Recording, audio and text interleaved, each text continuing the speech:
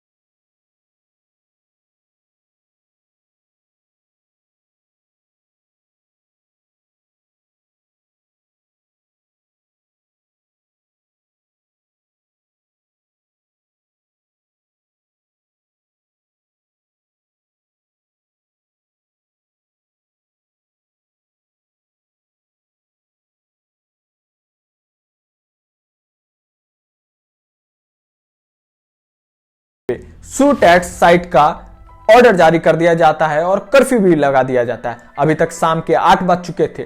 उधम सिंह नगर से और अधिक फोर्स हल्द्वानी भेज दिया जाता है और इंटरनेट सेवा बंद कर दी जाती है। अभी तक ये कार्य हुआ। एक गरीब आदमी शाम के समय काम करके अपने घर जा रहा था, कूड़ा बीनने का काम करता है, उसे गोली मार दी जाती है और गोली मारने वाला कौन था ये पता नहीं चलता, लेकिन उसकी मां और उसका भाई अस्पताल में पत्रकारों को क्या कहता है सुनिए जरा। आप अजय की मम्मी हैं? हाँ। आप बता सकती हैं क्या क्या हुआ है कल? अब हम रात में क्या करते थे। घर पे थे हम लोग। हाँ। और उन्हें दूसरे बाहर रहे थे ना, तो जिम से एंट्री था तो उसने पूछ रहे थे। फिर उधर से आने लगे मम्मी के लिए दवाई के लिए, मम्मी की दवाई के लिए आने लगे। तो उधर से जैसे देखा तो पूरी अंधेरा ही सा हो गया। वहाँ से आते थे 6 बजे थे ना, तो अंधेरा सा होने लगा था। सारी बत्तियां तो थी, सारी चली लेट गई में थी। पूरा एकदम ही से वहाँ पे जो लड़ाई हो रहे थे, दंगे हो रहे थे, तो उसकी वजह से पूरा लेट इंसान को फर्क भी नहीं पड़ रहा था कि कौन हिंदू है कौन मोहम्मदन है। तो इसी की वजह से जिसको मारे थे उन्हीं को गोली, अब पता नहीं किनने मारा हमें कुछ नहीं पता। सिर्फ ऊपर वाले से यही दुआ है कि मेरा भाई सिर्फ ठीक हो जाए, बस यही बस दुआ है। अब आप सरकार से क्या चाहते हैं? कुछ नहीं सर, सिर्फ हमारे भाई को ठीक कर दें। दोस्तों, जरा सोचिए कि इस लड़के की क्या गलती होगी। अपने परिवार को, एक लौता इंसान जो परिवार को पालता है, उसकी क्या गलती रही होगी? उस भीड़ ने क्या ऐसा देखा होगा उस गरीब बच्चे में कि उसके ऊपर गोली चला दी? इसका मतलब है कि उनका कोई कानूनी लड़ाई नहीं है। इसका साफ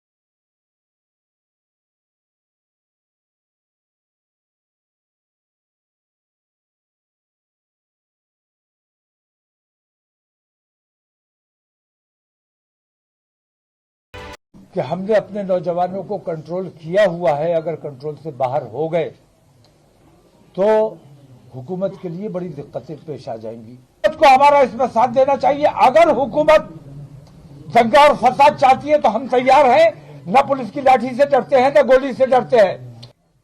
धामी पागल हो चुका है। उसने ये देखा कि नरेंद्र मोदी ने जब वो मुख्यमंत्री हुआ करता था तब उसने गोधरा कांड कराया, फसाद कराया, मुसलमानों का कत्लेआम कराया, प्रधानमंत्री बन गया।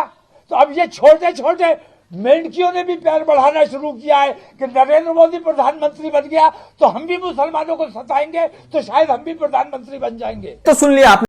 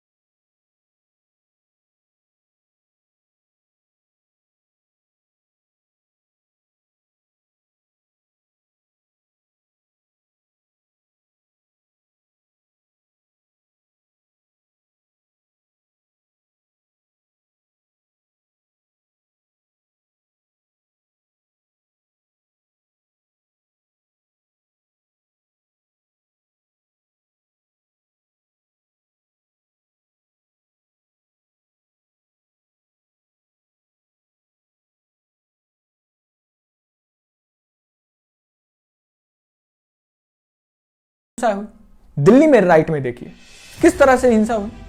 हर जगह सेम पैटर्न, घर के ऊपर पत्थर जमा करना, पेट्रोल बम जमा करना, कट्टा जमा करना, फेंकना, पुलिस पे हिंसा करना, लोगों को मारना।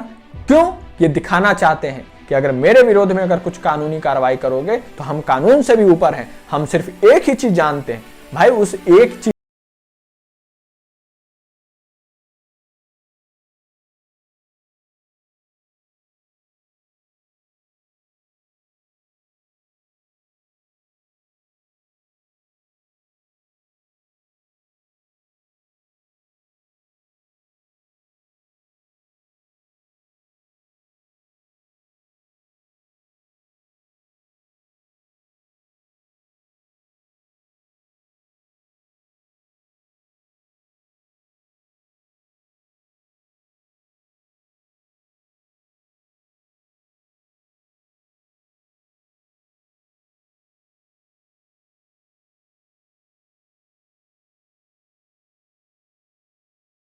वंदना जी से सुनिए। लेकिन कुछ अराजक तत्वों के द्वारा अनप्रोवोक्ड, अनहार्म्ड, अनटच्ड तरीके से पूरी कार्रवाई होने के बाद भी बड़ी मात्रा में with in half an hour इकट्ठा होकर जो है हमारी जो टीमें हैं नगर निगम की, उन पर पहला अटैक किया गया पत्थरों के माध्यम से।